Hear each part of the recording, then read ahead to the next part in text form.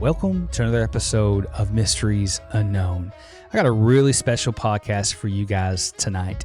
I've compiled together some of the best episodes, and I don't like using the word best because all these episodes are really good, but some of these episodes over the last year are really crazy, very incredible, and so I put together a long playlist for you guys in this episode. I'm traveling this week, and so I wasn't able to get a guest on. I have a good interview coming up next week, but let's jump into these encounters. But before I do, I want to say thank you for being here, for being a member, being part of this podcast, and if you've got a mystery you would like to send me or an encounter, you can send it to me by email at mysteriesunknownpodcast@gmail.com. Let's jump into these stories, and I'll talk to you guys at the end of the episode. I was on my way to drill, so I had to work late because I work at a college in Mississippi. It was already getting dark by the time I was leaving my house, and I drive like 2.5, 3 hours down to my drill hall and stay there. But I go down a highway called the Natchez Trace, which is a lot more secluded. Like from my house to the drill hall, it's like a 1 mile enter and exit. So it's a straight shot pretty much. I don't have to deal with interstate traffic or something. It's maybe a little slower because it's like a kind of a back roads highway, but straight shot. There were deer out. I kept seeing them in my headlights. I didn't have the best headlights, but I saw their eyes first, and then as I got closer, you could see the deer, and they kind of scampered off once you got too close.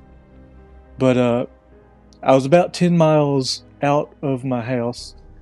It was already dark, and I wouldn't say I was scared, but you know how there's just certain moments that you kind of get that feeling of dread. I wasn't fearful of anything, or at least I didn't feel like I was, but I was like, you just get like sixth sense ominous feeling every now and again. I don't know if this had anything to do with it, but it was kind of mixed with the just this weird bad smell. Like every now and again, like mud down here, just some rank mud that sits and gets stale, starts to smell bad. And I was like, it's nothing of it. It's Mississippi. There's mud everywhere. It's probably just nastiness. But I was coming up on a set of eyes on the right, and it was like maybe 4 or 5 different eyes. I was like, okay, there's some more deer coming up, and sure enough, they were kind of like looking up at me, just deer in headlights, just not moving. And then I saw a set of eyes on the left side of the road. And this pair of eyes on the left would not break eye contact with me. They would go from the road to like up the bank, probably to the tree line, and back down to the road, like it was just pacing back and forth. And it's weird because both eyes never broke contact with me. And that was what made it so weird to me at first. And I eventually got up to it. I was still watching the deer on the right because I knew what they were and I didn't want them to run out in front of me. But I finally got up to it, and my headlights actually hit this creature, whatever it was. And I hit it on its pace back from the road to the tree line. So it was heading toward the tree line, and my headlights finally hit it, and it was like, I don't know, I'm still dumbstruck. It was a dog on all fours. It was on all fours, but it was a dog, but it was like the size of a cow. Like it wasn't fat like a cow, but it was the height and like the width, and not the size a dog should be.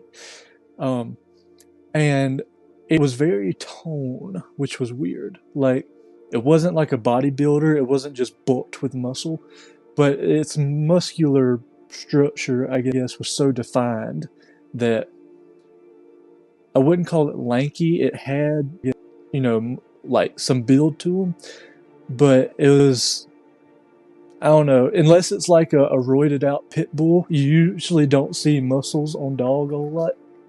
They're kind of just stringy, lanky creatures. But this one, it was like pure white, or maybe it was like a light gray or something. Again, it has some bad headlights. But when it started walking to the tree line, this was its final pace. It was going into the trees at this point.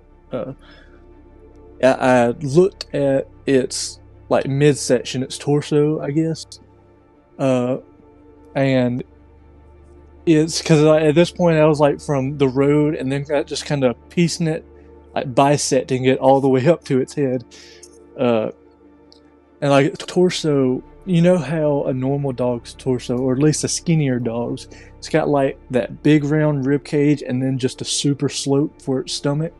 And I don't know, it's kind of a weird slope, but it's the bottom of the rib cage and then goes into its stomach area. This one was a thick old rib cage, but then was straight like a man's torso would be. And again, it was very well defined. You could see like a toned male's rib muscles, or the muscles that would surround his ribs. You could see that over his ribs, and then like down into an ab structure of some sort. He was showing me his profile, so I didn't get to see like the front stomachs. I don't know if it was abs, but and then like keep going up, its front legs were, or arms, or whatever they might have been, were on the ground. Like, the way he was walking, he had his hands on the ground, but it looked like some lanky, toned arms of a person. The grass was high, so I don't exactly know what fingers looked like at this point, or digits, or whatever he had. But see, I'm still trying to picture everything in my mind. Its hind legs were that of a dog's. It was like that. I don't know proper anatomy of a dog, but the dog's hind legs kind of has that backwards knee and just kind of goes into a foot. I don't know. And the big hip bone, that looked normal. I didn't question that. I was like, oh, dog. Oh, not dog.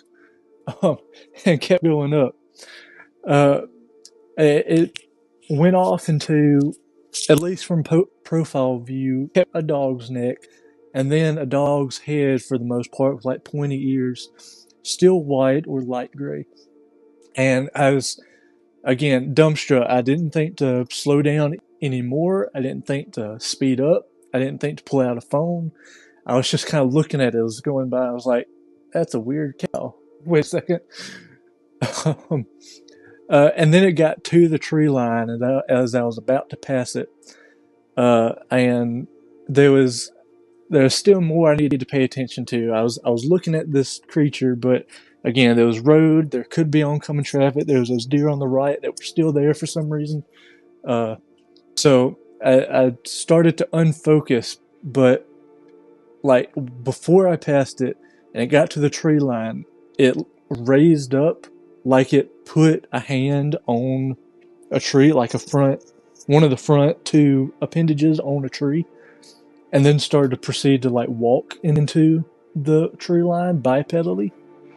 I didn't see a tail or anything, and it didn't look back after, pretty much like after my headlights actually hit it. It was no longer focused on staring at me. It was just like, all right, he's too close. I'm going to leave and not even look back anymore. So he started to pay me no attention and then go into the woods. But it looked like it stood up, grabbed a tree limb to like help him through that initial thicket, and then he disappeared into the woods. That's a really scary encounter. I don't even know where to start. Like, I can imagine like what that felt like, and I'm sure you felt fear once you realized it was not a cow and it wasn't a dog.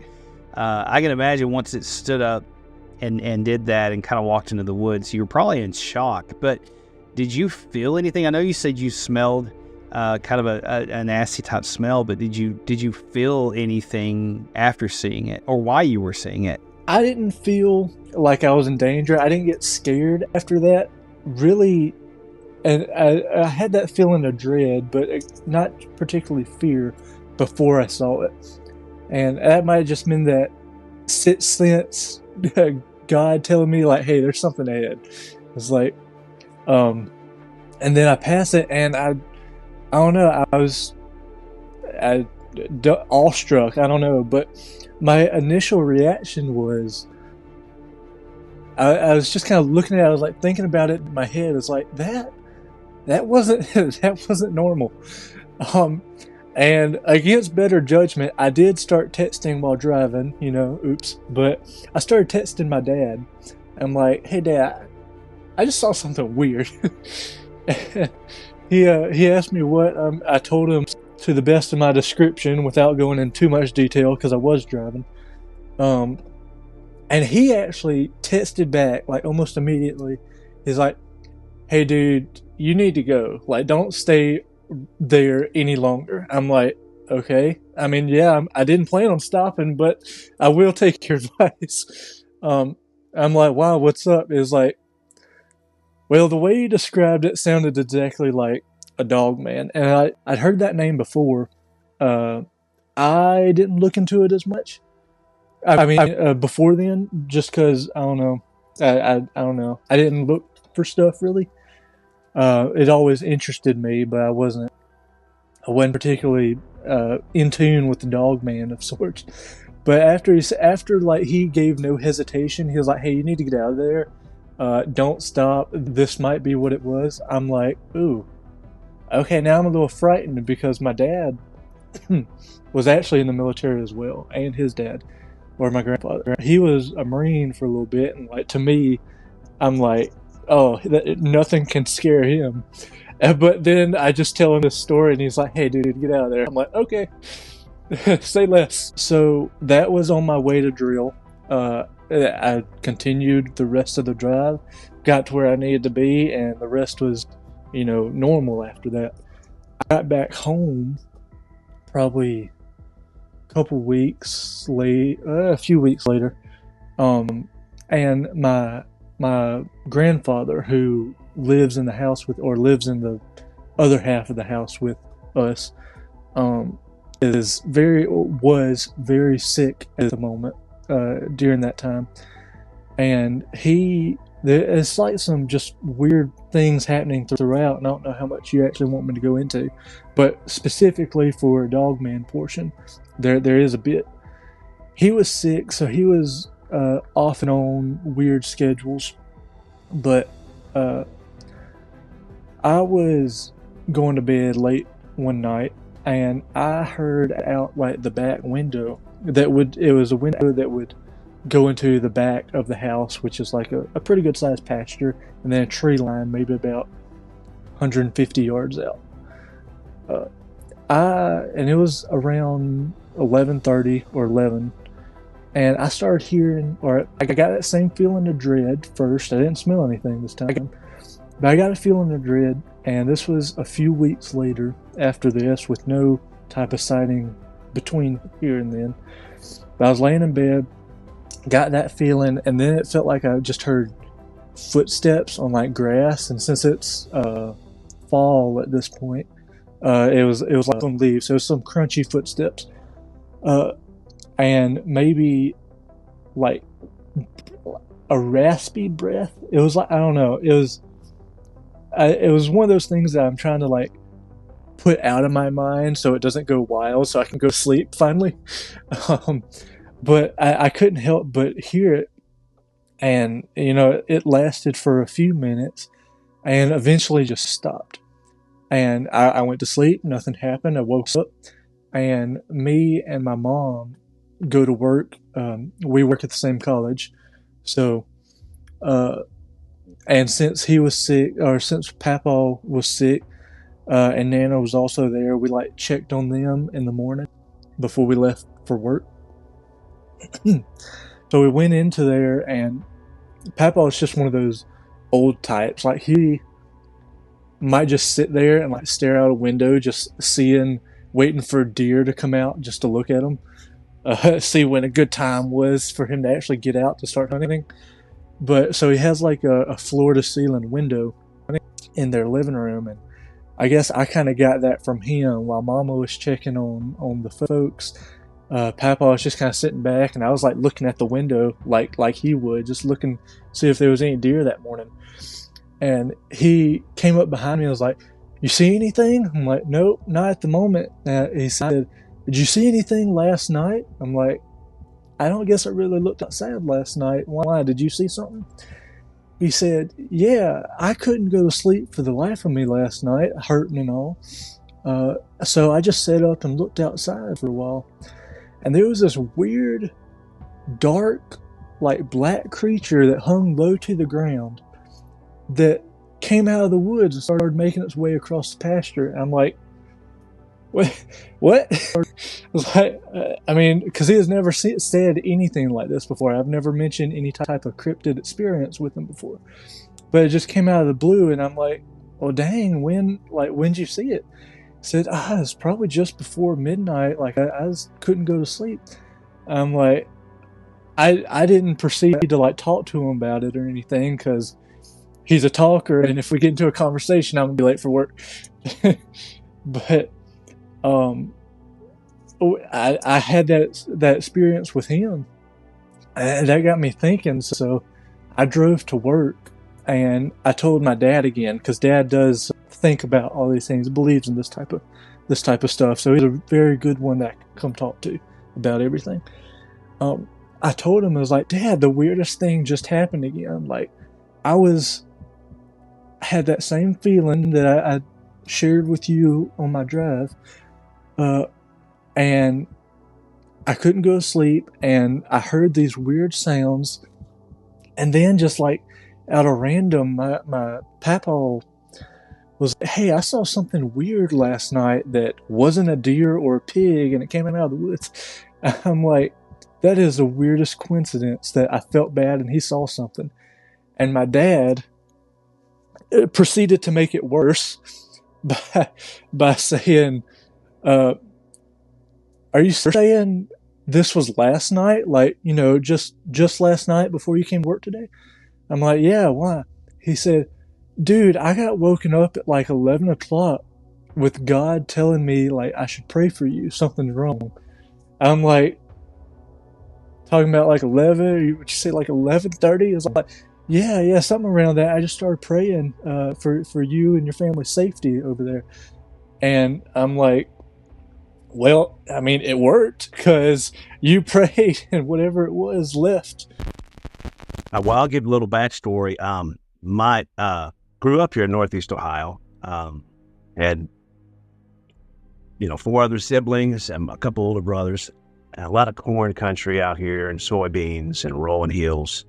Well, I was about 10, 11 years old. My older brother, we used to kind of sleep on the floor, watch a late night movie, whatever was on back in the day. And he came back 2 or 3 in the morning. I've never seen him like this. White as a ghost, shaking, actually laid down beside us, like on the blankets on the floor, like just shaking. And I thought, that's odd. It's my big, tough older brother. And took him a long time because we're like, what's up? What's going on? What's going on? And he finally, I don't know, maybe half hour, told us. He said he was at his girlfriend's house, which was, maybe 4 or 5 miles away, walk there. And he reckoned on staying the night, and her daddy would have no part of it. So he sent him packing. Well, instead of walking way down this dirt road, he thought, well, I'll just be smart and cut through these woods and take off a couple miles and then pop out on our street. Like I said, we're out in the country. And there's a big lake in there. It's just kind of a thick area. Well, anyway, he said this. He was walking through, and he had a handful of shotgun shells he had got off of her brother, and he had them in his pockets. And he said he cut through there, and he kind of sounded like something was like one step behind him. Something was following him. And he said he would stop and take 3 or 4 real quick, and then it would too. And then he'd stop, try to trick it, and it would always take one more step, like, oops. And after a couple of times when he knew, something is definitely bipedal stalking me, he said he took off running. He said he was never been so scared in his life. He was actually trying to thinking if I can make these shells go off, hitting the 12 gauge shell in his teeth or put him in a crook of a tree. and he said it was just busting trees, sound like a bulldozer coming through there. My brother ran out and just plowed field. There's maybe 500-acre plowed, tilled field, fresh tilled. Got about halfway out there in the moonlight, and he said he wished he never turned around. Well, he turned around, and he said he's seen this massive, like grayish, hairy, bipedal creature standing right at the wood line, and it wouldn't step out. Like, it could have had him if it wanted him, but I think it's just kind of getting him out of his turf. But yeah, so we went back that next morning. Me and my other brothers, he never went back, and we knew we'd cut his track. I grew up hunting, trapping.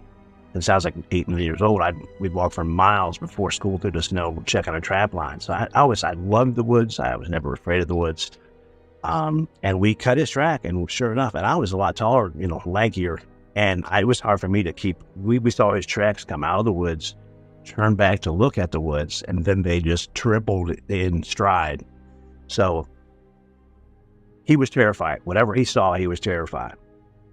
Parents get divorced. We end up moving, me and my mom and siblings, down to Tennessee. And that's where I had my encounter, was Tennessee, northeastern Tennessee up there, about 30, 40 more miles north of Knoxville. It is mountains as far as you can see. And there was the place, the locals, real small little dinky town. And the locals used to kind of get up in there to older people. And there's a big rock. You can see it sticking out of the face of the mountain when the leaves are off. Big, giant boulder, bigger than a house. We get up above it and you come down, and you still got to climb about 20 feet up the rock, and it's just flat, camping out. So me and my little sister were going to go there, just a summer day, school's out, back in, I think, 84. And so Mom was like, hey, take me to watch, be back at darkish. And we go from, miles and miles all day out there. So I was leading the pack, and there's a little bitty trail, and it forks off. Well, I took the left because I knew the rock was that way, but that wasn't the trail we used to go up on my older brothers. You go up to the ridge and then cut over. So I got lost. We got them half hour into it, and it just dead-ended the trail. There's nothing, thickets, brush, like a wall. So I asked my sister, I was like, you want to go all the way back and lose like an hour or so? Or do you want to, I know if we just go straight up, we'll hit the ridge and I'll know where I'm at. And so we decided to go straight up. So we were way off of any beaten path, and there was steep angles. You're reaching up and grabbing saplings sometimes to go up these leaf litter. Then you'd have how the mountain goes down, and then you'd have a drop off cliff, 15, 20 some foot ledge, and then it continue all kinds of caves. Real cool. And we see that tree, like, really, it was scratched, and we kind of like, maybe it's a bear or something. I don't know what it was, but I remember we kind of mentioned that. We're about 3/4 way top, and I saw it. Shoot, if I really start thinking about it, I still get goosebumps. And I looked over at my sister, because I was going to see, and her mouth was already open. This thing, we're going up the mountain, so it's at that grade. And we look up, and there's a, ledge up there. And there's like a big rock wall behind them, all those caves. And it was squatting there. And like I said, I grew up in the woods, and art and biology was my thing. And it was almost like you would just bend down all at the knees and put your right hand fingertips or something on the ground. We could see it was really reddish brown, like orange, long hair. And it was just sitting there up on that ledge. I don't know how we got that close to it, if it just came out of the cave or what, but we were 25 yards maybe, wide open, the woods, and my sister right away, Bigfoot. And I'm trying to, I'm the big brother. I had a big machete with me and everything. I thought, take on the world, defend myself, And she kept saying that. And my mind's trying to rationalize this. So it's my mouth's kind of speaking. I'm like, maybe I'm whispering. Maybe it's a hiker, looking at the view. We turn around. There's nothing, just thick hollers and woods.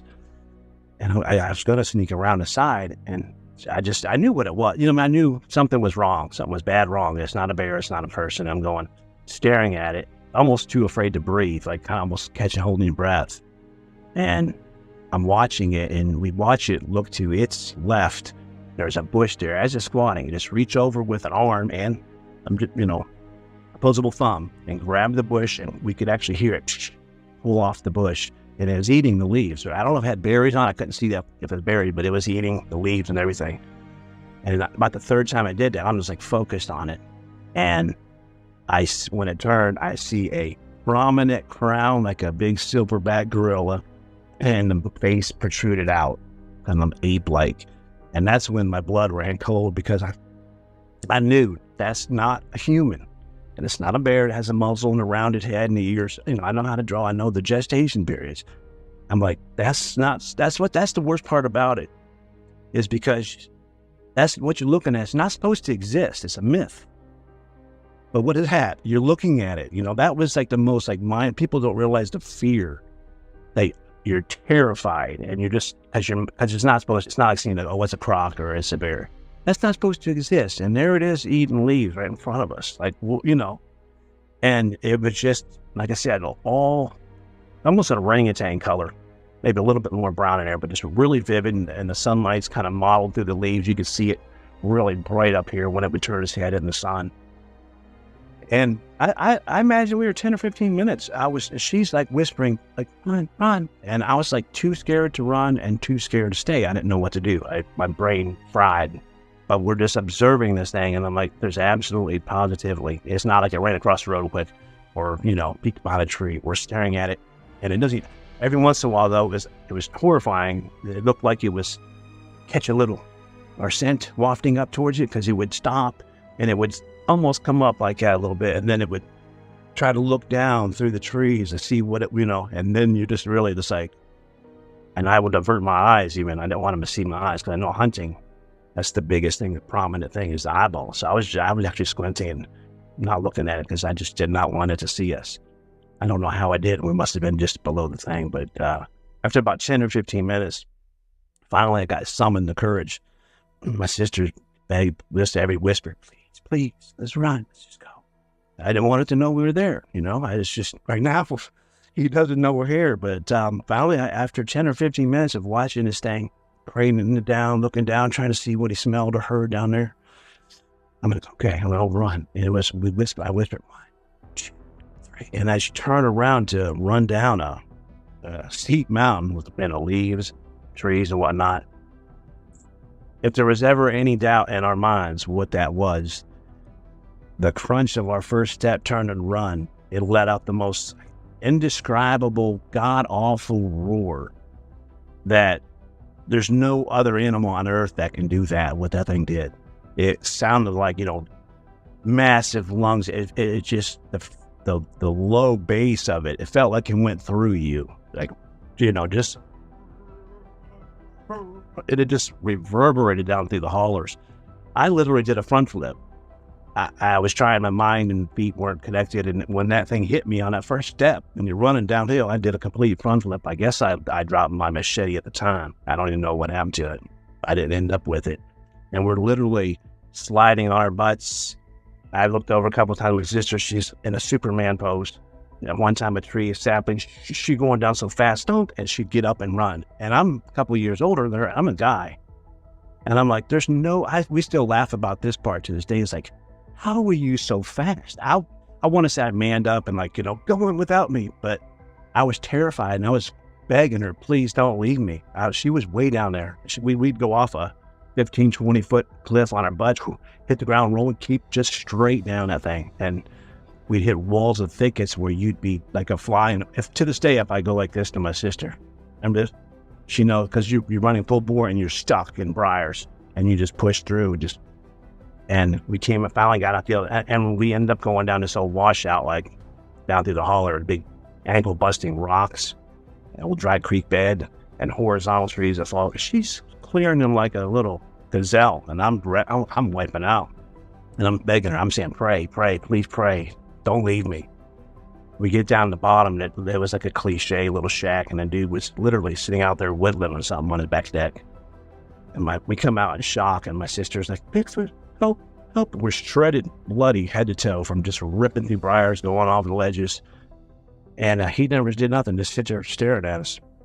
We walked a few miles back down the tracks and got home. And once I was home and safe, that's when it really hit me, and I broke down. I was bawling, and they said we were white as ghosts. My sister started throwing up, like literally physically in shock. We told my brothers, and they went back there with guns, and, I said, there's the base, and they, I'm not going there, I won't go in there. They came back a few hours later, and they said they looked like a herd of elephants. They said, why didn't you go around this trail? I was like, you're not stopping to look for a trail. You're going down, as fast as you can. And they went up, they said, I think they found my mom's watch or her shoe. We were just losing everything just to get away from that, you know. That was like, the most absolutely horrifying, experience of my lifetime. And like I said, it's hard to actually put in words. And years later, it was 7 years, which really killed me, that I did not go in the woods. I finally ended up facing my fears, got a 44 mag, went back there with my ex-wife. And I actually got a photo by about half. I just had to go back up there. And now, as I've learned more about them, I don't want to try to shoot them. I thought I was, with the 44, I think they're more of a familial type group. There's 2 or 3 of them. And no, I'm glad I didn't see it again. I'm glad I faced my fears. But to me, like camping, kayaking, hiking, survivaling, we'd go out in the woods for a couple of days in the winter with no tent. We'd make a little lean-to and have a little fire. And for 7 years, I would not step foot in the woods. That was like one of the worst parts of being afraid, as you know for a fact that it's out there. Moved up here, whatnot. Life happened. I'm back up in Ohio. About 5 years ago, me and a buddy gonna go frog gigging out here. It's a little wildlife management area, and it's again middle of nowhere. A lot of people don't even know it's there. There's a lake. You got to drive about a half a mile down this ratio on either end of the lake, and you can't fish it from the bank, which is cool because no one's ever there. You might get a kayak. I've been there on a Saturday, Sunday, nobody. So we're frog gigging. Him and his son, about 16, 17-year-old son, go around the other side of this cove. And it's like about 2 a.m. And I started getting on the other side of the lake. And I'm literally crawling probably 100 yards, seemed like a mile, but through like rabbit holes of, down in Florida, I would think like mangrove, just a ratted nest. I'm on my hands and knees. I'm like, I'm trying to get to the water, but you can't. It's so thick. And I was getting aggravated. And I come close to the water. You hear all the bullfrogs croaking. There's a wall of blueberries. Start chowing down. All of a sudden, I hear my buddy hollering across the other side, flashing his light, and I can't hear what he's saying. So I was like, all right, I'm going to head out of here. I can't get to the water. I'm crawling on my hands and knees through these rabbit holes. And I come across these tracks. I wear a size 14 boot. They were a little bit bigger than my boot on the exterior of my boot. And there was also a smaller set. It was like, instantly I knew mama and the baby, they were here for the blueberries.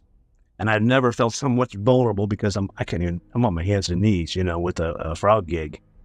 I got pictures of them on one of the old SD cards in my drawer from my old phone. Crystal clear, pristine. I always carry like tracking stuff with me, the plaster pairs, but I rode with my buddy. But there was no doubt. And when I finally met up, and he goes, dude, something huge was splashing. Thank God I ran them out. They went across the cove. And he said it sounded like they were trying to flank him. So he actually told his son, run in the car and lock the car. Because he said it sounded like they were trying to get around the side. So I didn't hear the splash, and they must have heard me, grumbling and griping to get through there. And then about 6-7 years back, my wife said RN, she was heading to work, and I was in Kentucky helping a buddy in a couple of weeks.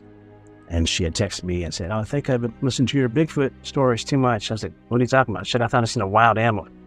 Come back up Ohio, and she elaborates more. I'm like, I thought it was like a coyote or something. She saw a fog was coming up and coming off the lake, something huge and black and hairy. Boom, boom, stepped across. She kept talking about the butt muscles and the legs and thighs. She goes, they were massive. I'm like, honey, you saw a Bigfoot. What else could it be? You saw a huge black thing, muscular thing run across the road on 2 legs. That's, So she kind of gets embarrassed when I bring that up. Sorry. But yeah. So she's seen that, but I'm trying to think it's about it. But there's been a lot of stories up here in northeastern Ohio for decades. My sister was engaged to marry a gentleman that was studying engineering at the University of Utah. So he took my sister and 4 of us kids on a camping trip to the Ochre Mountains that are west of Salt Lake City.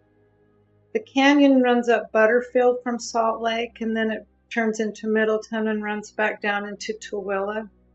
But we went up the Butterfield side.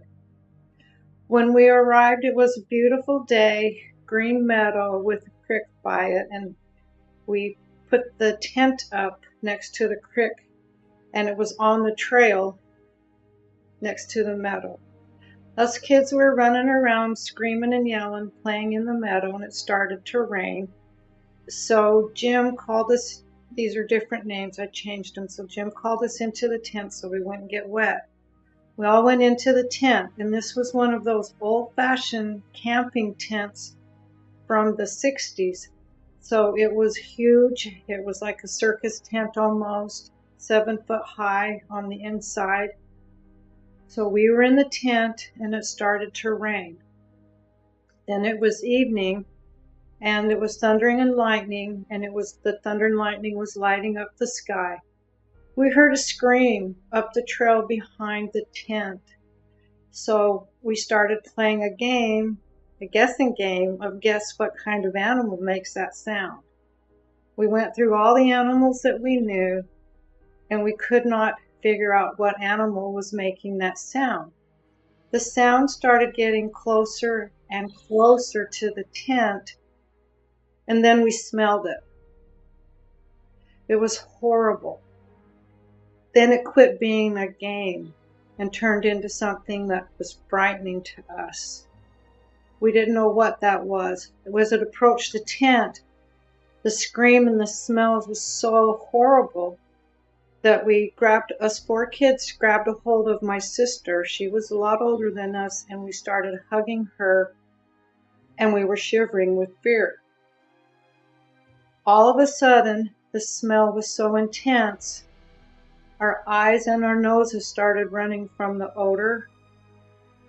And then the thunder and lightning lit up the sky, and we looked up that 7-foot tent, and we could see the shadow of long arms going like this from corner to corner of the tent.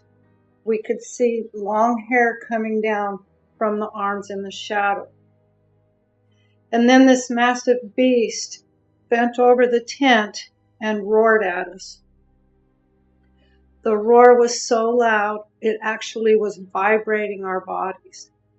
So imagine we were in the middle of the tent, clinging onto our sister, screaming and crying. Our eyes, our noses were running, and we were actually vibrating from this huge animal that was screaming at us. The gentleman that was with us, her fiance, went outside of the tent because he had to do something to save us. It was horrible.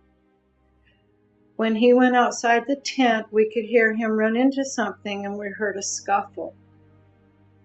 Then he came back inside the tent, zipped the zipper shut, put his back on the zipper of the tent, and sat down.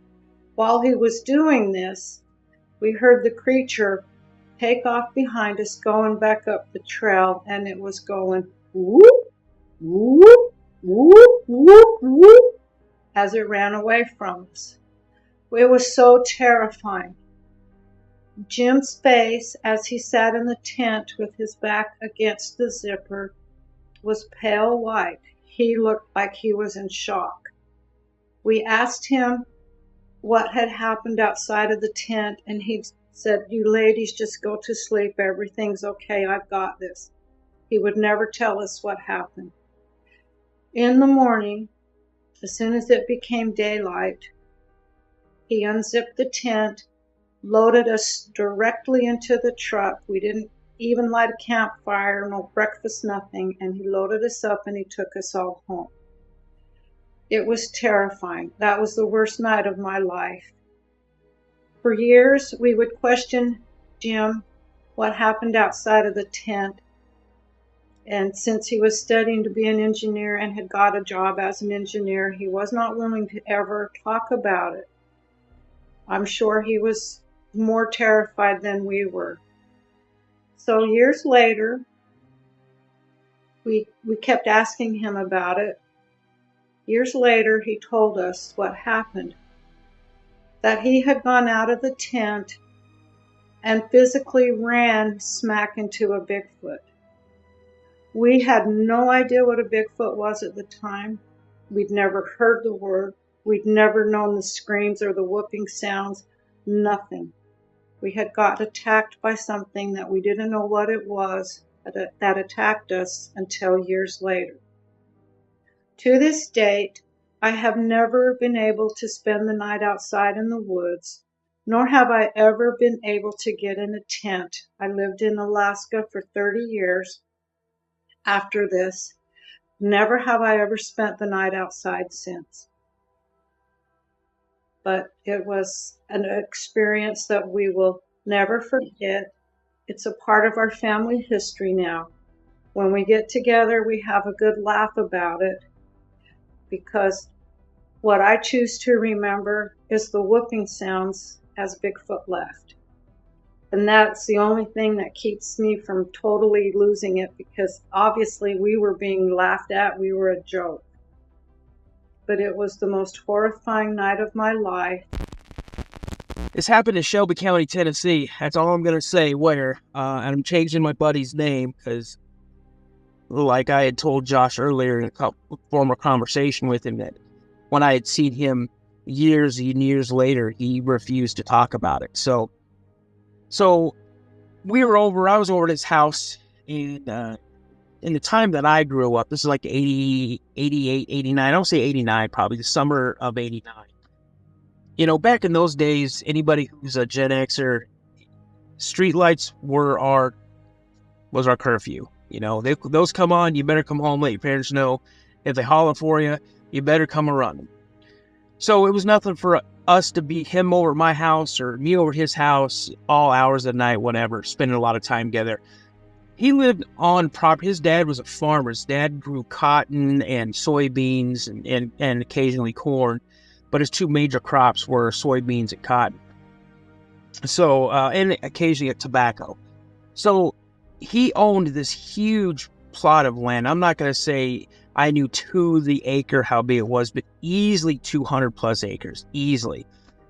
And where they built their house and their pole barn where they kept his combines and stuff like that, farming equipment, the huge pole barn. We would keep mini bikes in there, little dirt bikes and, stuff, 4-wheelers, 3-wheelers, whatever.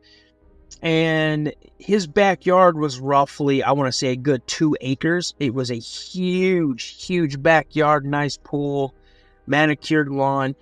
And it didn't have a fence, but it backed right up to the tree line of a forest. Now, in the middle of this forest, I want to say this forest is maybe 15, 20 acres. There's an old plantation home in there.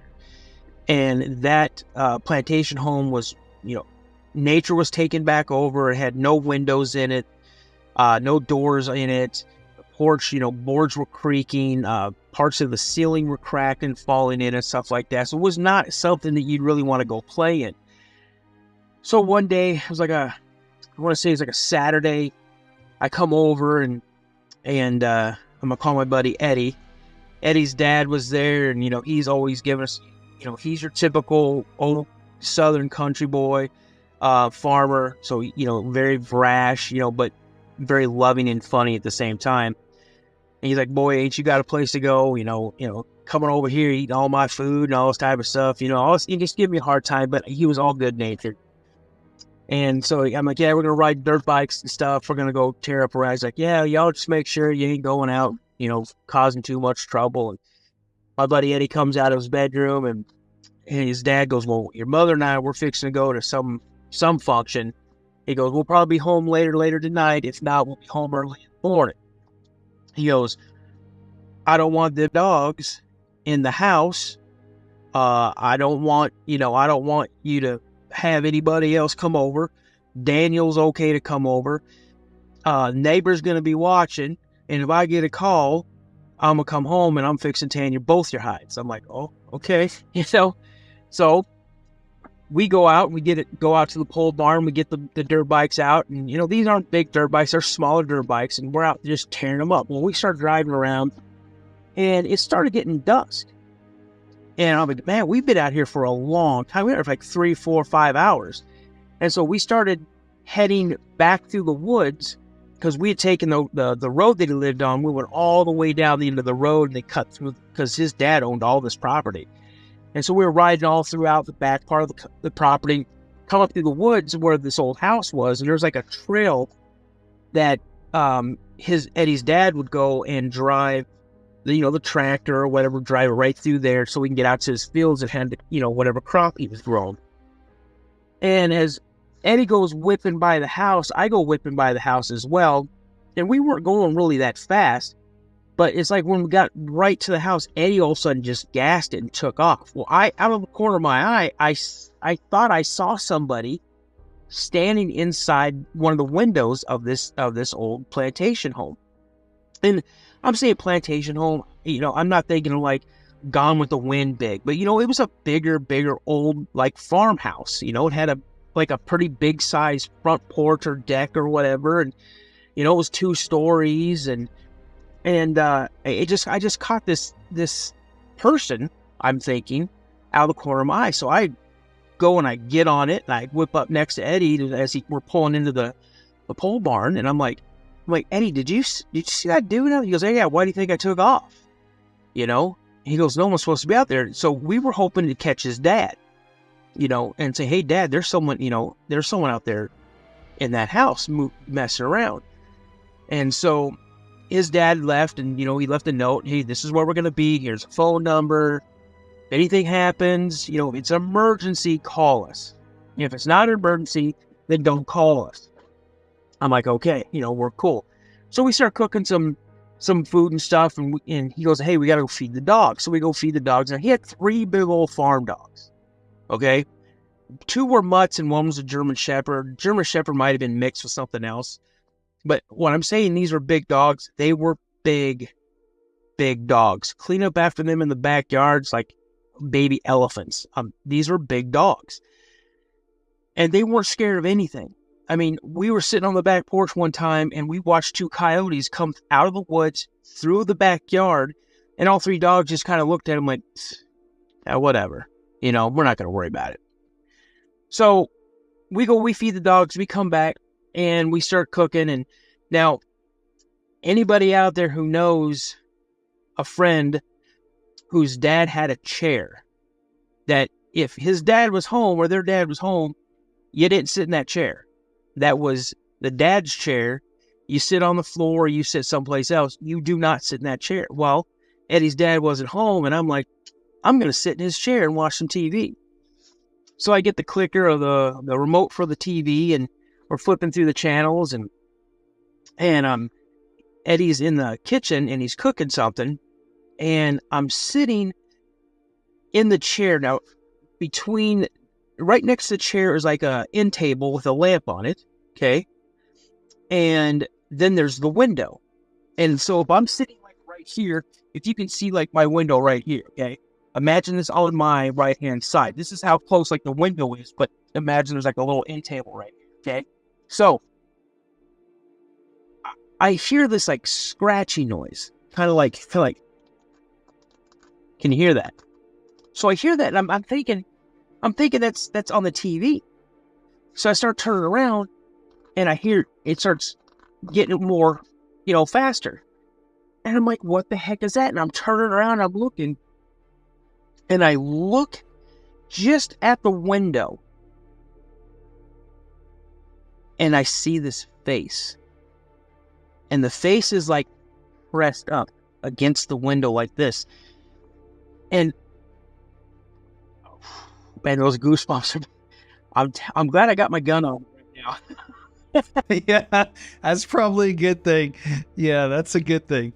But I just let out this scream, and okay, I didn't holler. I screamed like a little teen girl seeing their favorite singer or actor or actress in person. And Eddie comes running. He's like, what's going on? I go, bro, there's something next out. He was looking at that window. And he's like, quit goofing. He could tell on my face. Just like after he said, he's like, you're serious. So what does Eddie do? Okay. I'm thinking Eddie's like, oh, look like this. No, what does Eddie do? Eddie gets right up to the window and puts his head like this so he can see out the window. And he jumps off the window like this. He's like, I just saw it run away from the window. And he takes off. Boom. Runs right into his bedroom. He comes running back out, tosses me a shotgun. He's got a shotgun. Goes up into the gun cabinet that's out in the living room. Opens up the bottom part of it. Pulls out 2 boxes of shells. Tosses me a box. puts a box in, and we start putting stuff in our pocket. We load up these shotguns, and we head out towards the back door. Now, you have to go through a mud room, okay, or pantry, whatever you want to call it. And his dad had a big old flashlight that was like on a charger. And when I say it's big, like the lens on it was like this big around. It was like a foot, almost holding like a lunchbox almost. So Eddie grabs that, okay, and I grab a smaller, like regular, like flashlight that's not really that great. And he hits that flashlight and he starts looking around the backyard. Well, all of a sudden, all three of his dogs just start losing their minds.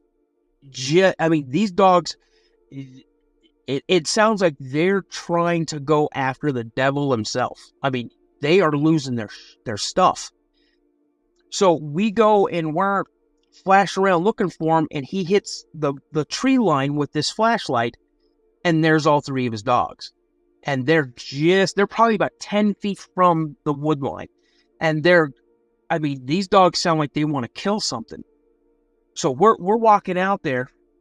I got my shotgun at the ready. He's got his shotgun grease. Hold like this. He's got the flashlight up underneath here, so it's kind of below where the barrel and the pump is. And he's like, what was that? What was that? What the heck was that? And we're trying to call the dogs. Like, come on, boys, come on. And they're not moving. And their hocks, or whatever you call them, the hair on the back of their neck and their back is all standing straight up. Like, these boys, they're ready to go. Like, they're like, come on, we're daring you. Come out of the woods and see what happens. We're all going to get a piece of you. And out of nowhere, this scream hits. Like, I can't even describe the scream. It's like a guttural, like, scream, growl, not a howl, but it just, and it hit me and it hit Eddie. And the next thing you know, we see 3 flashes of fur just blow right by us. And all 3 of those dogs, they're gone. They are absolutely, they're like, we're out. We got 0 time. So we're running as fast as we can, and we hear something tearing through the woods, like coming towards us through the woods.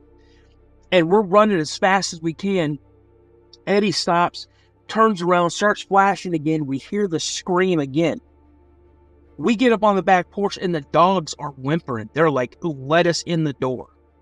Let us in the door. So we open, and they go right into the house. Eddie goes, runs in. He runs straight to the front door, locks the front door. I finally get into the back, and I'm got this little flashlight, and I'm trying to flash. I don't see nothing, but I can hear something. And it's right outside the distance of my flashlight. So I don't know if it was actually in the backyard coming up from the woods towards the house. I slammed the door, locked the door, pulled down the shade on the back door so I didn't want it popping its head up and showing its face. We went around to every single window, locked every window, pulled every curtain or every shade, whatever. We pulled pillows, blankets, cushions, and we stayed in the living room with those 3 big old dogs. The TV was on. All the lights were on. We had moved his dad's chair in front of the stairs going up, because we thought in our mind, if we block those stairs, if this thing climbs up the wall or whatever and it comes in through a window upstairs, then it's going to be blocking its way coming down the stairs. I don't know how long we were up, but the next thing I remember is Eddie's daddy is kicking me in my foot, and when I'm coming to, I can see his mom coming through the front door, and it's light outside. It was probably 7, 8 o'clock in the morning. And here's those 3 big old, smelly, hairy farm dogs laying across my chest, laying by my feet. 2 shotguns are out. Eddie's laying next to me. I've never seen Eddie so unnerved in my life. He could barely tell his dad what was going on. So he's like, well, show me where you saw it. And we just pointed to the window. We're like right out that window.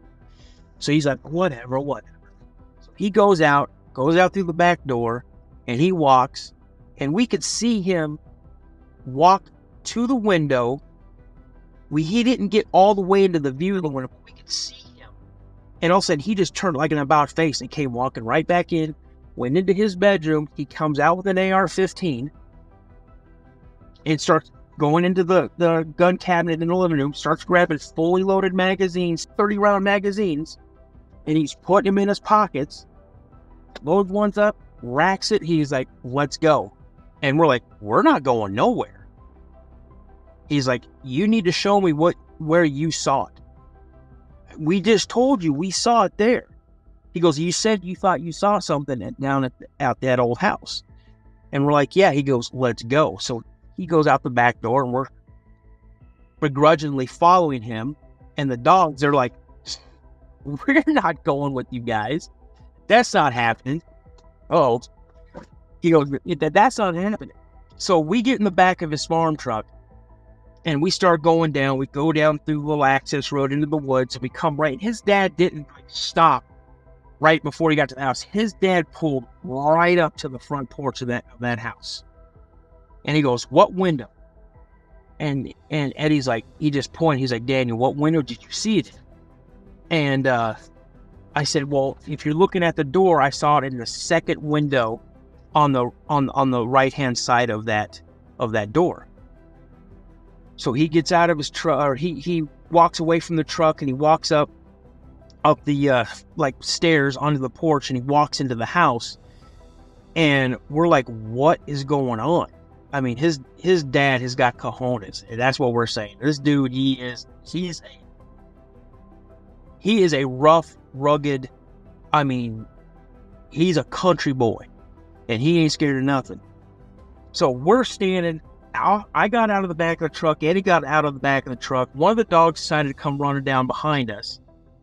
So I got the shotgun ready, Eddie's got his shotgun ready, and this dog is sitting right next to me. All of a sudden, I hear his dad, Eddie, start the truck right now. And his dad's almost at a full run coming out of this house. Gets in the truck and takes off. And he's moving. The dog beat us up to the house. The dog's like, hey, doing this again. Dad pulled up, didn't even pull the farm truck up where he got it. He pulled it almost right up to the back door, jumped out of the truck, went in, made a phone call. And about 20 minutes later, here comes this semi-truck with a lowboy and an excavator on the back. Unloads the excavator. He says, you guys get in the truck, follow me down. I'm going to be in this excavator. Eddie's dad had his AR-15 in the cab of the excavator, went down to the house. Well, we followed him down with the truck with the shotguns, and Eddie's dad demolished that house. Leveled it. And the last time I talked to Eddie was probably maybe 10, 15 years after that happened. He goes, we didn't hear nothing. We didn't see nothing after my dad tore that house down. And he goes, I want to tell you right now, he goes, I don't ever want to talk about this again, ever. What I want to tell you guys out there, if you're wondering what I'm talking about, if I didn't say it in the beginning, I need you people out there to do a YouTube search or a Google search for a thing called the Rake. Now, when I had no clue that's what it was called. And when I had listened to other podcasts and started like, well, you know, what was it? They're describing what I think I saw, you know? And then there was a Mel Gibson movie. I want to say it was Signs, where it had aliens. Look up that, and that's almost exactly what I saw. But it was more pale, grayish, white, big eyes, like almost no nose, and a big mouth. Like it looked like it could almost open its mouth up and swallow a basketball. And just the gnarliest, just its teeth. Like, think of the worst monster you can think about. Like Pennywise when he opened up his mouth and all the sharp teeth are. I'm getting goosebumps. And I tell you, if my daughter's supposed to be coming home, if she comes up behind me and tries to scare me, oh, she's gonna get it. I'm telling you. But I honestly believe that night, my buddy Eddie and I think his dad, I know Eddie and I saw it. I think his dad heard it because it might have been down into the basement or maybe coming down the back stairs that would lead upstairs. Because in this old house, you had, as you walk in the front door, you look off to the left, there's a stairway going upstairs. And then if you go into the kitchen, there's a stairway coming down from the second story down into the kitchen. So I'm thinking he might have heard something coming down those stairs. So, yeah.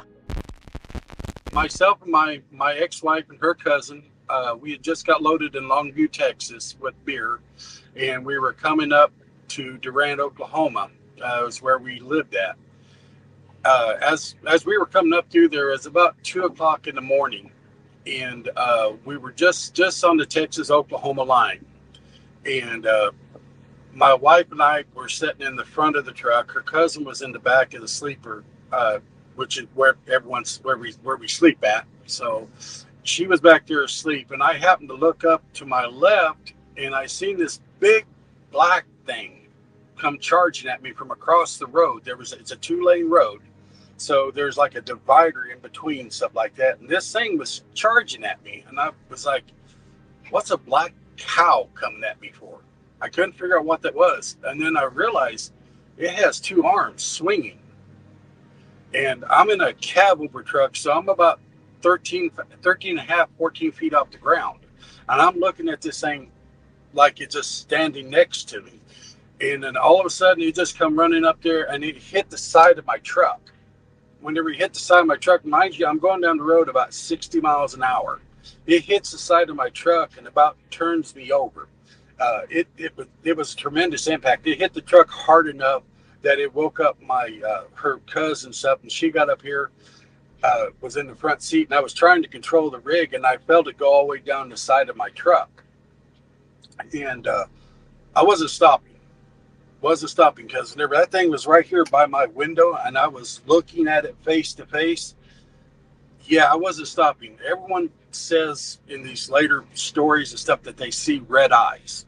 I didn't see red eyes. I seen yellow eyes. And I mean, they were as yellow can be. And it was looking straight at me as it hit. It was mad, or was trying to run from something. And he just didn't time it right, or she didn't time it right. And she hit my truck. Well, I got it under control, and I kept on going. I didn't stop. Some people say you should stop. I didn't stop. I kept on going. I know that there was a truck stop about 10 miles down there on the left-hand side. It was a Choctaw truck stop where they just built a casino, and they had some truck parking. So I got in there and stopped, and we were all shaking, and we didn't know what it was. We thought we hit a human, or we hit a cow, or we hit something. I told them it wasn't no cow that I ever seen with 2 arms swinging. So they called the sheriff's department because I had blood and hair all the way down the side of my truck. And now, mind you, it's halfway up on the trailer, halfway up on the truck. So that thing would have to have been over maybe 8.5, 9 feet tall. It was big. I mean, it was big enough that it took a tractor trailer that was weighing almost 81,000 pounds and pushed me over and almost made me lose control. It was startling. It was a wake-up call because you couldn't, we're in a normal society, and some abnormal come out and said, "Hello," what are you supposed to do? So sheriff's department came out, highway patrol come out. They looked at my trailer. They went down, contacted the Texas Highway Patrol. They came down there. They didn't see nothing. They didn't see no blood marks, no dead cow, no nothing there. But they could tell by the skid marks that I had left on my truck, where it had hit me, that they could tell where it happened at. But like I say, they couldn't figure out what it was. But it damaged the whole side of my truck like I had hit a post or something like that. It had pushed it in and damaged all the way down the trailer. And I got back and they unloaded the beer. My boss wanted to know what happened, and I told him. He just looked at me like I was crazy. In fact, he had me go and take a drug test just to make sure I wasn't on drugs. But then the sheriff's department verified my story, and it just went down on the annals of, oh my God, what was that? Best way to start this out first is to say I never really believed that these things existed prior to this event. I was a skeptical like anybody else. However, seeing is believing, and I definitely believe now today. This happened 45 years ago, a little over 45 years ago, 1975. Just went ahead and PCS down from Fort Benning, Georgia. I was in the military, and I PCSed to Fort Polk, Louisiana, from Fort Benning, Georgia. Was attached to the 1st 61st Infantry Battalion over there, and we were just getting it activated. My first experience in Louisiana, so getting used to all of it out here. One of my partners was from outside of Camden, Arkansas. And so one day he just said, hey, why don't you come up here for a weekend, stay with my family up in the farm? We got a farm outside of Camden, about 10 miles out in the woods. And we were used to the woods. The military, we stay in the woods, especially for infantry. So we jumped on it, went over there, about a 4.5 hour drive from post to the farm. It's about a 250-acre farm, good sized little farm over there. He had a country family that was great. I'm talking about just wonderful. His granny cooked. I mean, she was amazing at cooking, and that hooked me right there. And if I'd been 30 some odd years older, I'd probably gone with her, but instead of his sister. But I met his sister. We became an item pretty quick. And that was it right there. And from that point, every weekend I was going up there and stay up there with him. Her daddy, Bobby, he was a great guy. And I'd go up there to help him work the cattle. I'd help him go up there and work, build fence, and whatever we had to do around the farm to help him, tend to the cattle, caught the hogs, everything. I love that kind of stuff. That deep out in the woods like it was great. And getting away from post, hey, let me tell you something. On weekends, you want away from post, because if you're still on post in the military and they need detail, guess who they call? So I made sure I was out. Any case, so it was one particular Friday night. We had finished supper. We was hunkered down inside the den. It was an amazing supper. About 9:30 at night, we're watching TV. Me and her and her daddy, her mama, 2 brothers. And her granny was in the kitchen washing dishes. All of a sudden, she screams. Man, I'm talking about, they say that, you can hear everything you want through a mobile home walls. Well, through these old houses, man, you can hear the same. It's just like paper, So she screamed, we jumped and ran down the hallway. And of course, being a soldier, I was the first one there, and I went ahead and got in that kitchen, and I almost cut a flip over Granny. She's on the floor, and she's pointing at the kitchen window over the sink, saying, I seen it again. And she was just hysterical. Well, naturally to me, in my military mind, I assumed she seen an intruder trying to break in the house. Evidently, her family knew what it was, but didn't let me on. And that's fine. Well, I mean, what their reasons, I understand. But I wish I would have had an idea what I was fixing to go after. Any case, so we ran out back. Her daddy said, let's arm up. Got some weapons off the racks in the hallway. We went out back. Her brothers went to the right. Me and her daddy went to the left. Of course, the girls stayed inside and tended to Granny. As we went, it was 9:30 at night, like I say, but it was a very bright moon. And you know how that moon gets when it's like daylight. You can see everything, almost like daylight. It's just, a little bit dimmer, but you know what I'm saying. We got out there. I remember seeing the cattle clear across the pasture. They were all hunkered up on the far end of the pasture. They were cutting up, so I knew that meant they was pretty much had some kind of a predator out there. It could have been a bobcat, could have been a coyote, who knows what. But what caught me off guard and got me to really thinking was I heard his 3 blue ticks he had for hunting dogs. They were under the house whining. And I'm talking about dogs that would chase anything, son. You know, if there's been an intruder, they've been cutting through them woods, going ahead and making a racket. You could have heard them a mile away. They were under the house whining. These deer are trained to go ahead and run deer and everything. Now I got my military mind's going, what in the world are we after? Because if it's not an intruder, it's something big and bad. And I don't know what, I had no idea. So I said, Bobby, the dogs. He said, don't worry about that. Just keep close behind me. Well, okay, I'm picking up something was up. We're getting close to the corner post. We had just built a fence not too long before that was dividing fence. And it divided the pasture from a 50-acre swamp he had, and he didn't want the cattle going into there. So we built that fence. It was made of, I believe it was 4-foot cattle panel with a stretch of barbed wire over it, so about 5 foot high.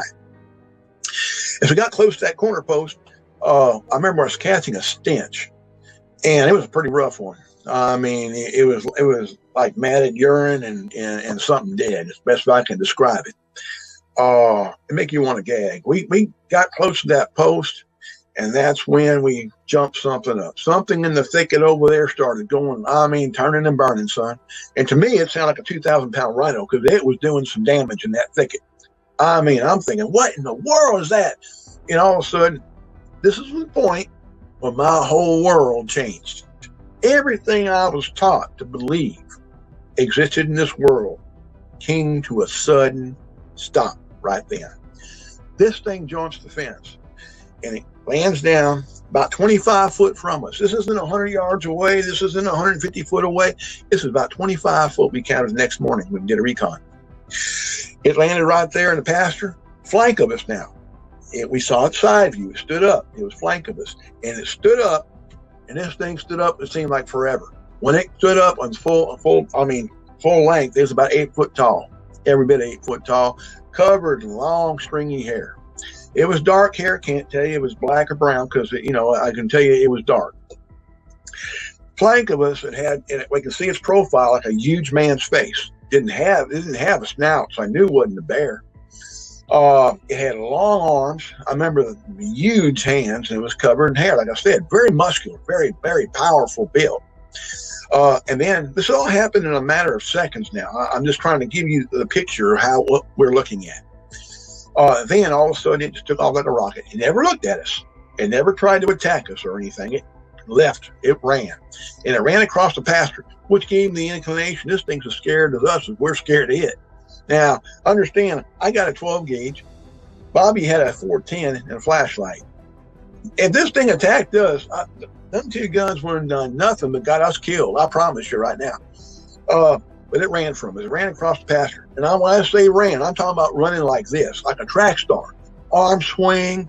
It was straight up, running like a man. Didn't fall to all fours at any time that we saw. It stood up like a man and ran like a man. Now, this is what got me thinking, okay, this ain't no bear.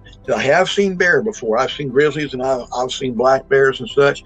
When they stand up, and they can stand up straight like a man, and they can walk like a man, no question about it, but they cannot run like a man. All right, a bear has to fall to all fours. Its hips and leg structure won't allow it to run. Like a man, it has to go to all fours. This thing ran like a track star. Well, as it goes across the pasture, it went ahead and it crashed through the cattle gate. That might not sound like too much, but when you understand this cattle gate we built out of 2x6s, oak 2x6s. And if you know anything about oak, it's a very hard and heavy wood. You're going to break that, you the man. I'm going to tell you that right now. It took a D9 dozer to go through that thing, and it shattered them 2x6s. Shattered them. Twisted up that barbed wire. Next morning, we went out and did a recon. But in any case, as it went through that, I don't know why, if it hollered because of the fact that it got tore up by that barbed wire, or because it just let us know it didn't want us chasing it. I don't know. But it roared, and it roared a roar I ain't never heard in my life. Now, I live in the backwoods of Louisiana. I've lived out here now for dang near 40 years, out here in the backwoods of Louisiana. It is almost 6 miles out my back door to the next house through the woods. I hunt all these areas out here. And I'm used to hearing critters. I'm used to hearing coyotes, bobcats, panthers, you name it, owls of all kinds. We're used to hearing that. I've never heard anything like it to date. Never heard anything like that in the woods. It sounded like a lion, how a lion would growl, like real bassy type of a growl, and like an elephant. Boy, if you don't talk about it, that's scaring you. What? So, I mean, that just made my hair and my neck stand up. And in any case, all this time, my mind's going in full gear, trying to figure out, what did I just see? What did I just look at? And I'm trying to rationalize. I'm a 19-year-old soldier, right? I'm 66 now, but I was a 19-year-old soldier. So as a youngster, I'm thinking, what? Anyway, Bobby was shook up, badly shook up. Boys come around the corner. They're his sons, my girlfriend's two brothers. They said, "Yellen, did you hear that? Did you hear that?" I said, "Hear it? We've seen it." Well, they went ahead and they said, "Oh man, we got to calm down." We were just, I was like trembling. I was like, "What in the world is this, man?" We don't know. Well, that's when Bobby come clean a little bit. He said, I don't know what this is. How do I protect my family? I don't know what to do. It comes around here every once in a while, looking in the window at Granny. Now, it never tried to break in the house. It never tried to attack anybody. And the only damage ever done was that night when it went through the cattle gate. So he said, but we don't know what to do. I don't know what to do. When things calmed down a bit, went ahead and got oldest brother, about 6'4", tall, skinny fella, got him to stand under the kitchen window because the house is on pilings now, not too far from a river. So they had it up on pilings. And just for scale, had him go ahead and reach up as high as he could and go ahead and touch that kitchen window if he could. Now, 6'4", full arm swing, he's probably touching about 7 foot fingertip, I would think. And he can barely touch the bottom rim of that kitchen window, which told me, perspective, this thing had to have been 8 foot tall or taller to look in that window like it did. Well, at that point in time, there were hearts are still beating. We're trying, adrenaline's running still, but we calmed down some, went in the house, see about Granny. Got inside there, she had calmed down a lot. We got inside there, boy, I'm talking about, I'm just, talking about the coffee pot is ready and I'm working on it. Trust me, I'm working, and I started working on it then. I didn't stop till the next morning, and I kept on. I asked Granny, I said, "Granny, look," I said, we seen this thing. She goes, "You saw it?" I said, "Yes, ma'am, we saw it. It was close. We did not see its face real well. We saw a profile, and it stood up because it was blank of us, but we did not see its face straight on. You saw it looking in the window." She goes, "Yes, I did, several times." And I said, "Okay. Would you mind telling me what you seen?" She goes, "Yes, it was like a huge man's face, rough skin, hair all around it, but not on the face, if that makes sense. Big red glowing eyes." And that was really a tripper for me, because red glowing eyes, that's, how do you explain that? That's a vampire, right? But I didn't doubt her. I did not doubt her. These are Pentecostal people here, and I would not about doubt her. I mean, I know what I've seen, so I'm putting this together one piece at a time. Well, we sat up that night, and of course, I'm going to tell you right now, there was no one sleeping that night. We all sat up around the coffee pot and the table, just drinking coffee and talking about this thing, trying to calm down, trying to go ahead and rationalize what it is.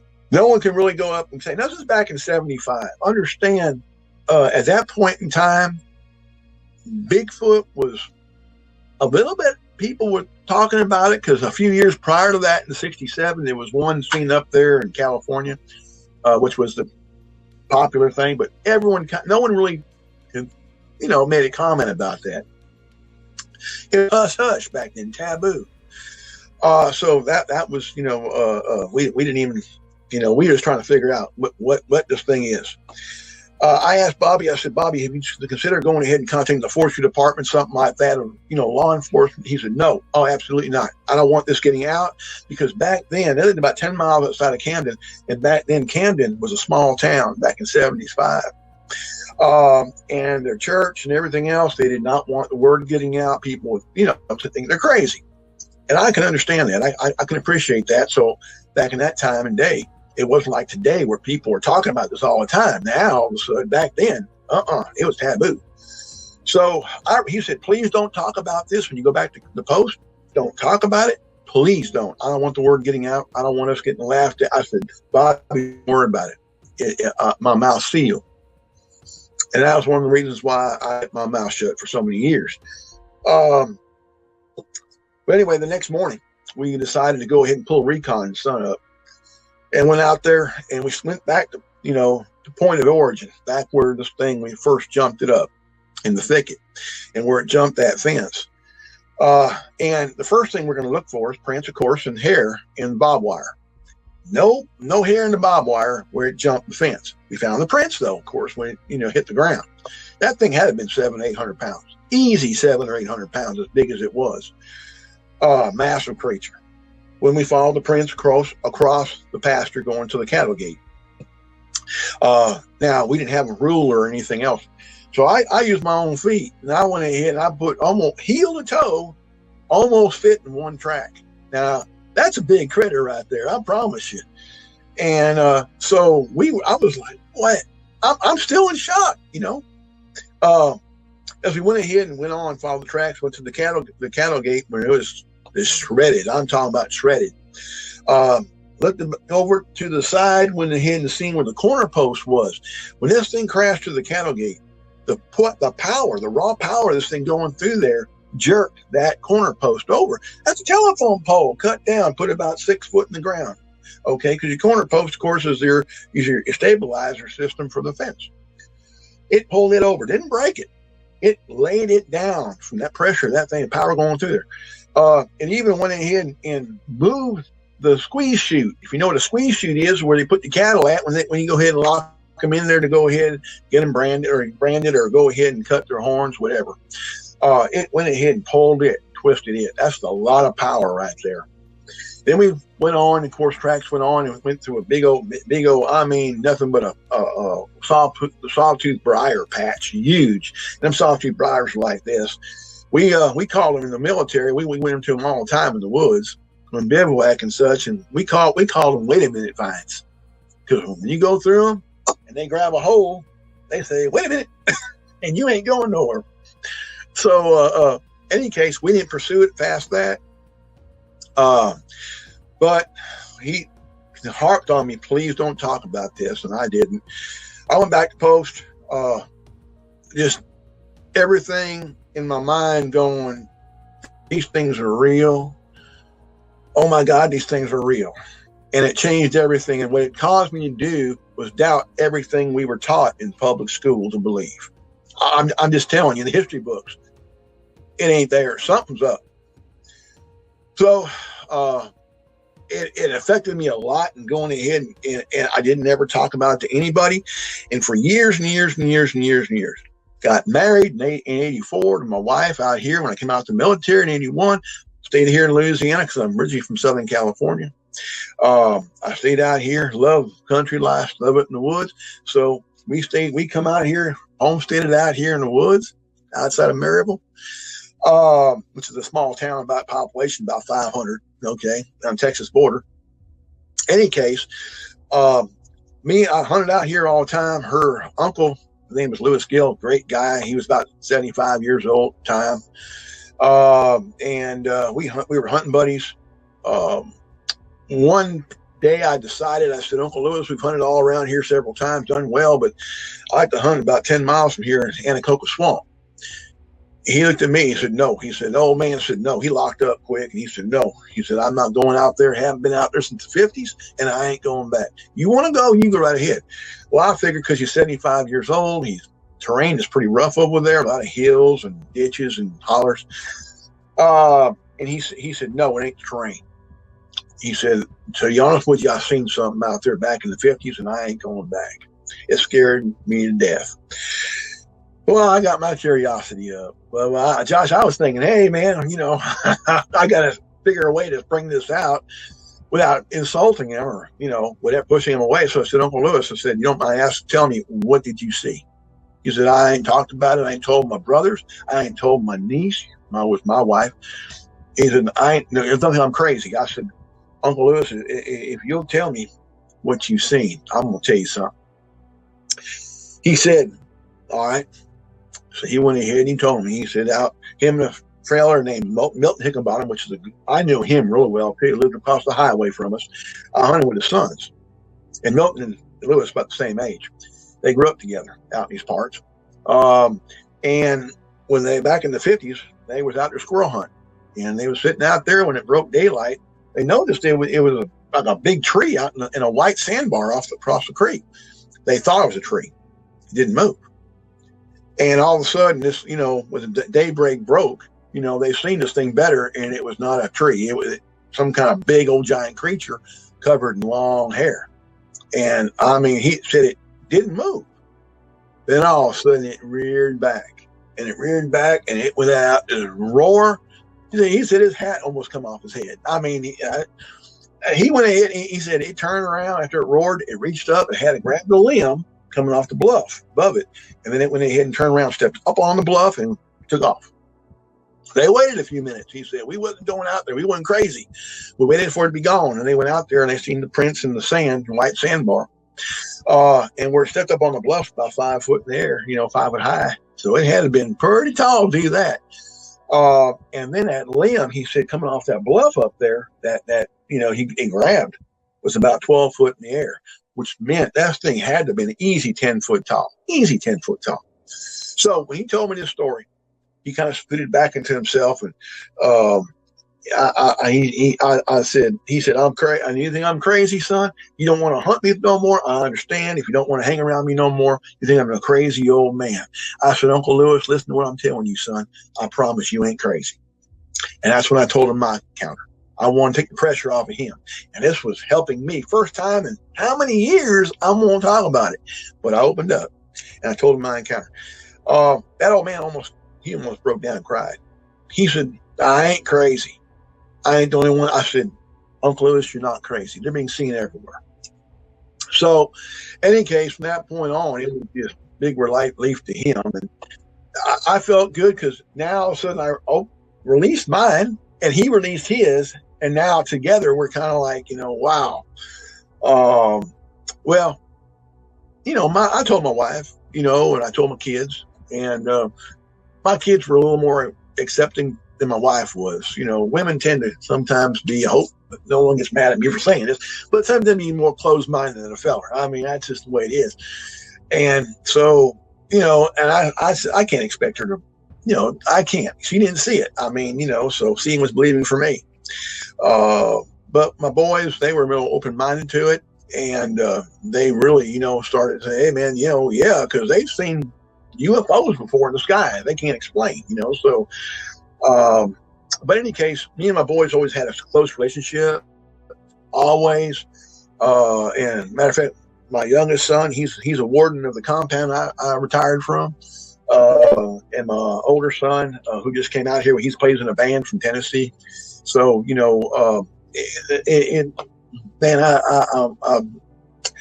they believe Pop, so 66 years old, and I ain't forgot a lick of it. About 7 years ago is Mother's Day weekend, and as I mentioned in my email, we had been taking care of a mother with Alzheimer's and dementia, and then my older brother is mentally and physically disabled. And so it was like a really, really stressful time. Plus I was going to school, trying to get my degree in a different career field. So Mother's Day weekend, I decided to surprise my wife, who was working as a CNA at a nursing home on third shift. And so I found a campground about 10 to 12 miles west of Bryson City, North Carolina. And they had yurts for rent. So I'm like, okay, this will be a good getaway. We can de-stress, have a good weekend. So I picked her up from work. I believe it was that Saturday. After she got off work, she hadn't slept because she was working third shift. And we drove, it was like probably 3 hours away from where we lived. So we get to the campground. It was off of Highway 74. The campground was probably a mile and a half off of old Highway 74. Gravel road. Show up to the campground. They had like 12 to 13 yurts there on the campground. And the campground was just packed. All the yurts, except for the one we had rented, were occupied. There was like a big family reunion going on you know. So we went to bed that night, got up the next morning, decided to go hiking. So we drove to Klingman's Dome and we hiked up to the top of Klingman's Dome. And when we got back to the campground, it was absolutely deserted. Nobody there except for us. And I'm like, okay, this is what we're looking for, you know. So it was getting around towards dusk. So I decided to build a fire in the fire pit, and we had a couple of cold beers right there. You know, after a long day of hiking and a full belly, a cold beer tastes pretty good. But so anyway, we're sitting there, you know, small talk, enjoying the fire, listening to the birds, the frogs, the crickets, you know, just listening to the wildlife, just decompressing. And then it started getting more towards dark, where you couldn't see anything. There was still a little bit of light, and I noticed in my peripheral vision, I was facing the road that came into the campground. I noticed in my peripheral vision, I saw something dark and low to the ground move very, very fast across the roadway that came into the campground. And I thought, you know, maybe it's a fox, a bobcat, whatever. You know, I just caught it very fast out of my peripheral vision. I couldn't really identify it. And then about 10 minutes later, everything got deadly quiet. I mean, no birds, no frogs, no crickets, no nothing. And so I looked at my wife and I was like, I think maybe we should head into the yurt now. So we get into the yurt.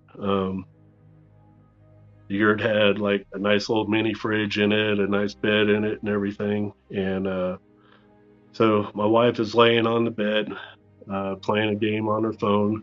I'm sitting there reading a book. We'd been there for probably 45 minutes, and all of a sudden my wife just like tapped me like that on my shoulder, not saying a word. And all of a sudden I hear footsteps. Now, in between the yurts, it's all gravel, pathways in between the yurts. And it was a heavy crunch, crunch, crunch, crunch. Distinct bipedal footprints. Walked up behind our yurt, right behind where the headboard was. And I stood up and I had a 9mm with me. I immediately stood up and I racked around in the chamber because I figured, okay, if this is a person, they're going to know, hey, you know, this ain't the place to be right now. Everybody knows what the sound of a round going into a chamber sounds like. And nothing. Didn't hear any sounds or anything. And I'm standing there with my 9 loaded, and all of a sudden this thing starts, it sounded like it was popping its teeth together. It was either popping its gums together or popping its teeth together. And I'm like, okay, I've never hunted bear before, but I've heard, you know, bear hunters say that bears can pop their teeth, or hog hunters the same thing. But, you know, after hearing those footsteps coming up the gravel pathway, I was like, it's either a human or it's something else.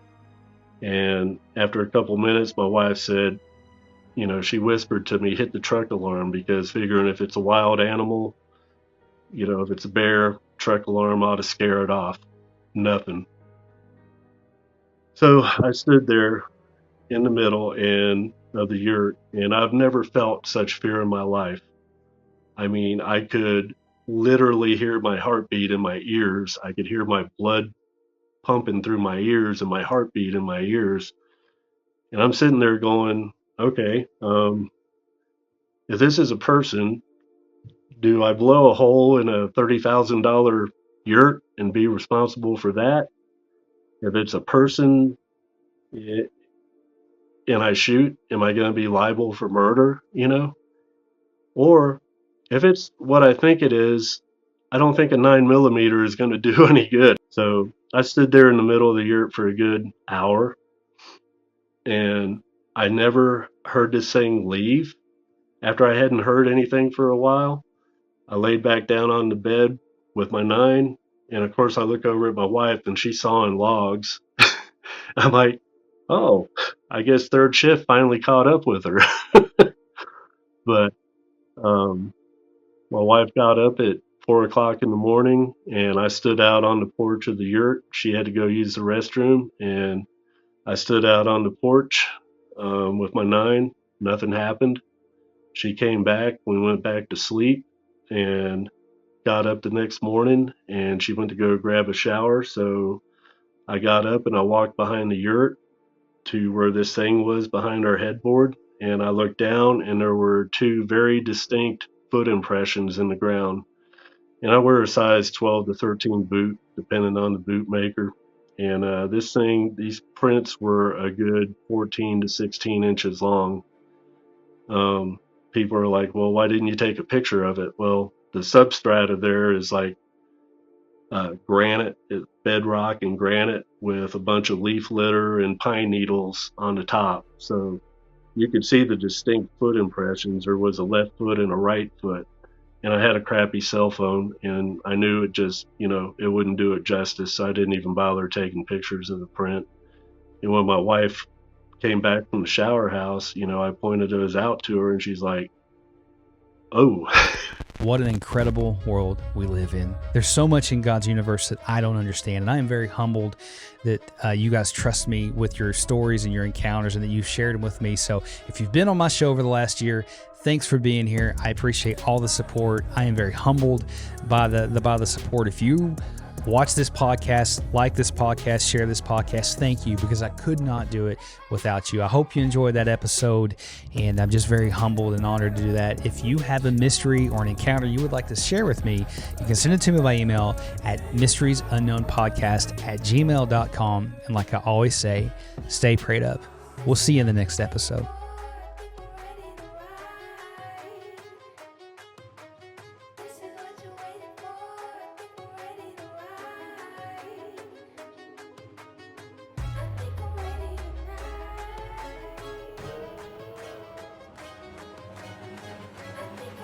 Satan will tell you can't come home. Satan will tell you you messed up too much. There's no way you can come back home, and God he's not going to want you after you've done what you did. But Jesus says, hey, I'm standing right here with my hand stretched out, waiting for you to come home. I don't care, son, what you've done. I don't care, daughter, where you've been, but I care about you, and I've paid the price for those sins today. All he wants you to do is to come home. He's waiting for you to come home. So get your eyes off of what you've done and your eyes on the cross, because he paid for you. He made a way for you. Whatever mess you're in the middle of that mess, Jesus will reach his hand down and pick you up out of the mess and bring you home. There is a home for you. There's a place for you. There is acceptance for you in the body of Christ today. He loves you so very much. Don't listen to Satan. Don't listen to those voices that will tell you that you're not enough and that it's too late, because that's a lie. And he is the father of all lies. You got to know who you are in Christ, and you're his son and you're his daughter. When the woman sinned, he came to her, and there's a specific story in the Bible where he called her daughter. He called her daughter after she'd messed up and she'd made those mistakes. He said, daughter. That's what he thinks about you. You're his son or his daughter. I love you guys. Remember who you are in Christ. Remember today, he wants you to come home. We'll see you next video. I love you, but more importantly, he loves you. Come home. Peace.